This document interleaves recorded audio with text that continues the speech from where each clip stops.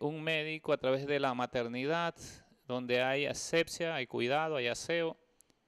Pero Jesucristo, el creador, el arquitecto de la creación, nació en un pesebre, en condiciones deplorables, el Salvador del mundo. Eso, para un judío que pide señales, no tiene sentido. Y recordemos que del pesebre Jesús pasa su predicación y de la predicación a la cruz, a muerte de cruz.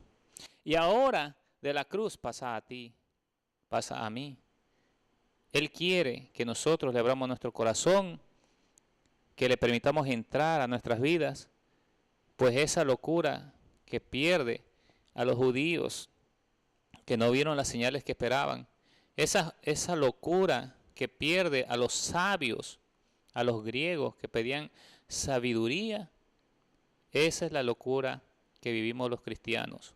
Los cristianos vivimos la locura de la cruz, porque cuando entendemos por qué Jesucristo muere en esa cruz, nosotros participamos de esa locura que es para el mundo, de que alguien muera maldito y que Él sea el Salvador del mundo.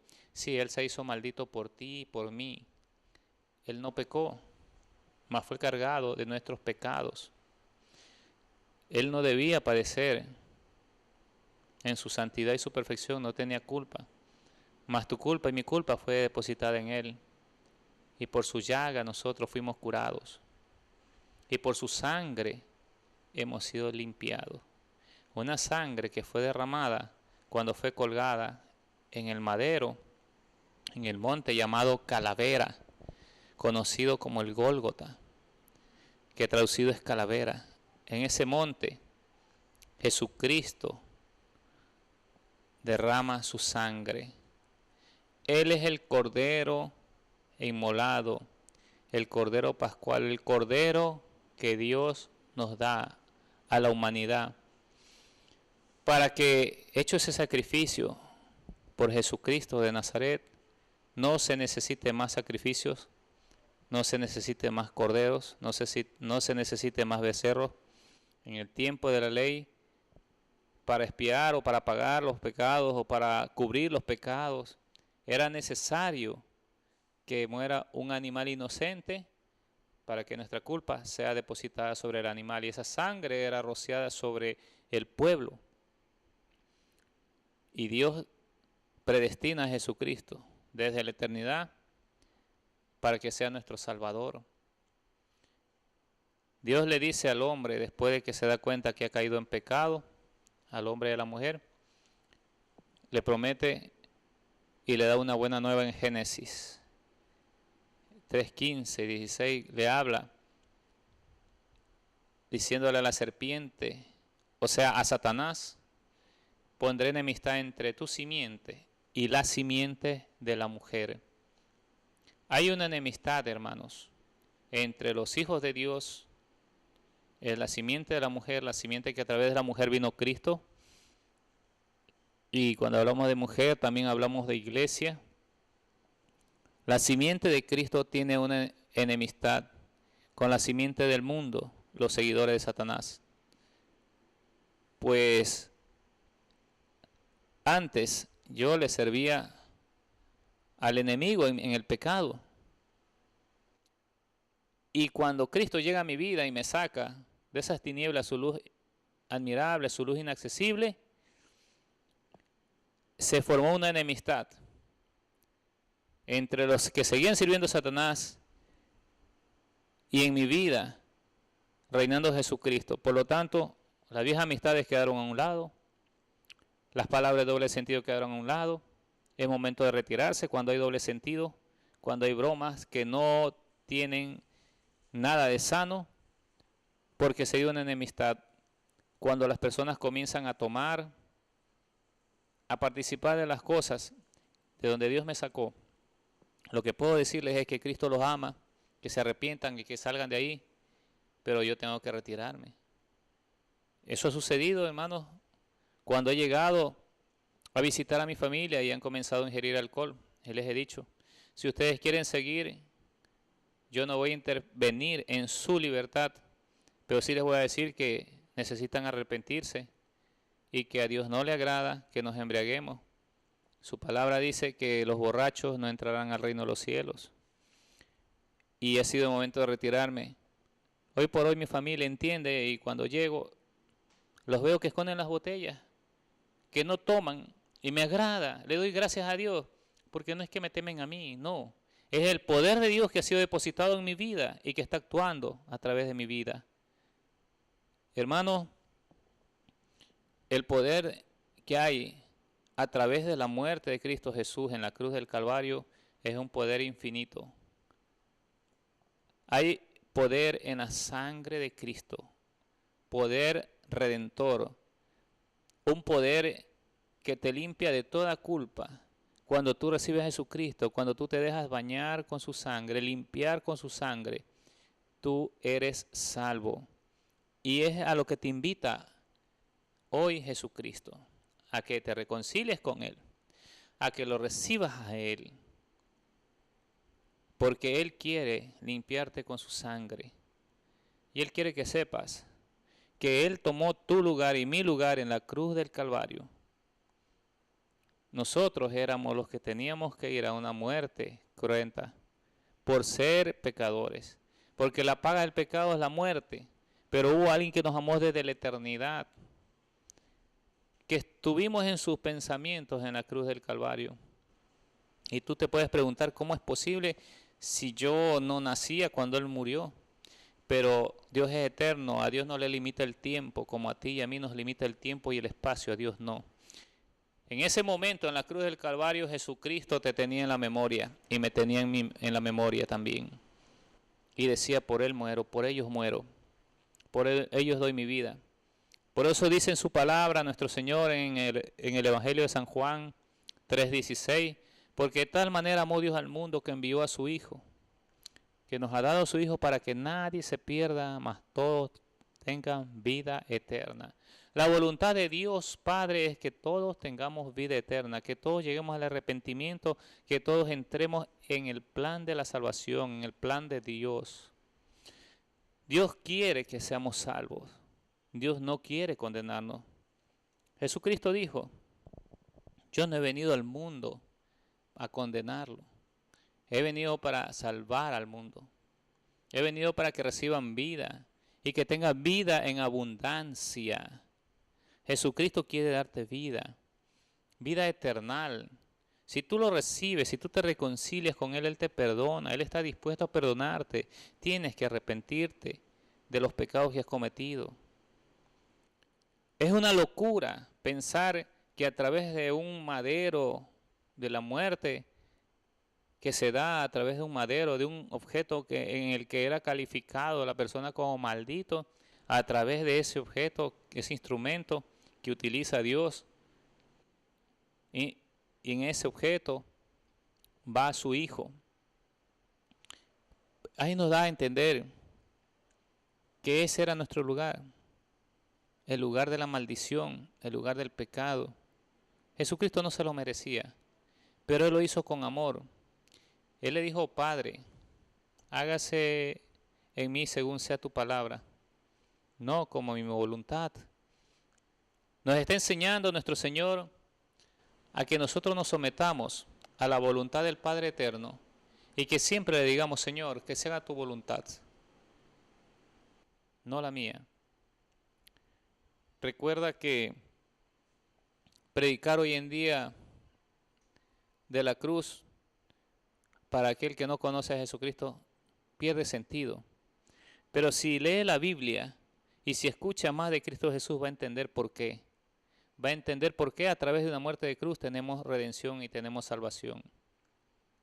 La gente hoy en día no quiere escuchar de una prédica en el que le digan que a través de la muerte de un hombre hemos sido salvados. La gente hoy en día quiere escuchar que le digan, ven acá con nosotros, congrégate y vas a parar de sufrir. Vas a dejar de sufrir. Ven, congrégate con nosotros, que vas a tener mucho dinero. Dame tu dinero para que tengas más dinero. ven acá, porque aquí vas a vivir solamente sano, solamente con dinero, solo en prosperidad. Hermano, es difícil predicar de la cruz, pero es necesario predicar de la cruz, porque si yo te predico no del reino de Dios y su justicia, sino de las añadiduras, te estoy engañando. Entonces, mi hermano, la prédica central siempre debe ser Jesucristo, la muerte que tuvo en esa cruz, esa maldición que fue asumida en Él, para que nosotros dejemos de ser malditos y no tengamos muerte y conozcamos la vida a través de Cristo Jesús. Esa maldición que fue imputada a Jesús era nuestra. Él la pagó. Él pagó el decreto que me acusaba a mí. Y Él está diciendo al Padre, Señor, yo di mi vida por Él. Yo di mi vida por ella. Yo intercedo ahora. Satanás te acusa y Jesús dice, sí, está acusándolo. Porque Él le indujo al pecado, pero yo di mi vida y ahora yo estoy aquí poniendo en medio de esa acusación mi sangre. Y a través de esa sangre preciosa tú eres limpio y libre si tú lo recibes. Hoy en día, las congregaciones que no se dejan guiar por el Espíritu Santo comienzan a acomodar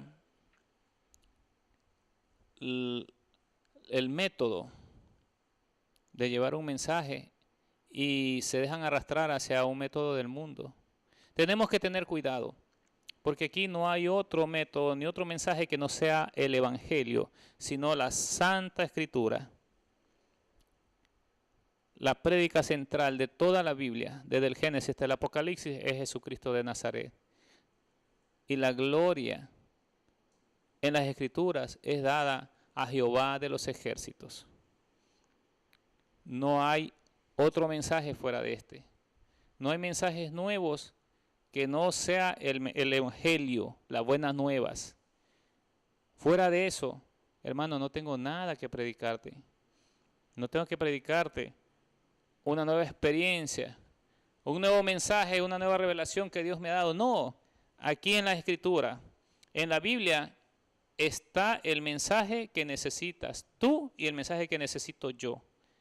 A través de su palabra escritural, tenemos nosotros el conocimiento para vida eterna. Tenemos aquí nosotros lo que necesitamos para aplicarlo a nuestra vida.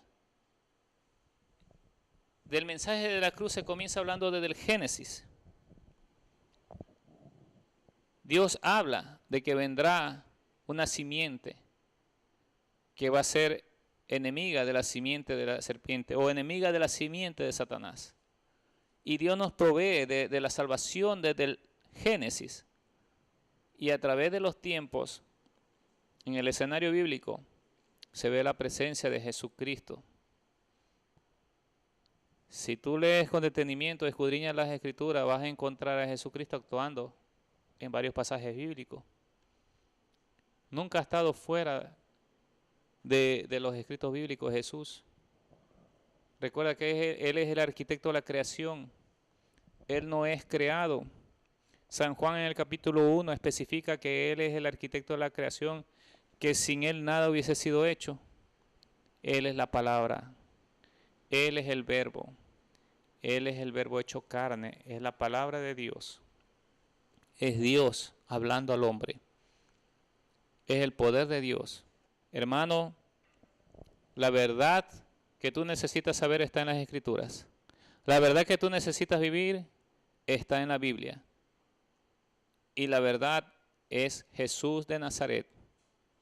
Él dijo, yo soy la verdad. Yo soy el camino. Yo soy la vida. Y nadie llega al Padre si no es por mí. No hay otro camino. No hay otro mediador. No hay otra verdad. Hermano, no procures tu bienestar. Procura más bien negarte a ti mismo para conseguir el bienestar de otros. Y estarás cumpliendo con las Escrituras. A Jesucristo le dijeron, ¿cuál es el mandamiento mayor de todos?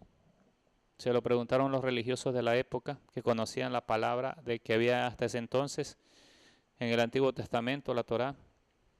Estos maestros sabían la respuesta. Jesucristo le dice, ¿qué lees en la Escritura? Y él responde, amarás al Señor tu Dios con toda tu mente, con todas tus fuerzas, con todo tu corazón, con todo tu ser, y a tu prójimo como a ti mismo. Jesucristo dijo que ese es el verdadero mandamiento, en el que se cumple toda la ley y los profetas. Ahí se cumple todas las Escrituras. Si tú tienes capacidad de amar a Dios con todo tu ser y puedes amar a tu prójimo como te amas a ti mismo, entonces estás cumpliendo con todas las Escrituras. Es necesario, hermano, que aprendamos a negarnos a nosotros. Jesucristo nos enseñó a negarnos. Hermano, mi invitación es para que recibas a Cristo Jesús, para que le abras tu corazón y le digas, Señor, soy tuyo. Amada hermana, amado hermano, te invito a que te reconcilies con Jesús. Si algún día estuviste en los caminos, te invito a que recibas a Jesucristo si nunca lo has recibido.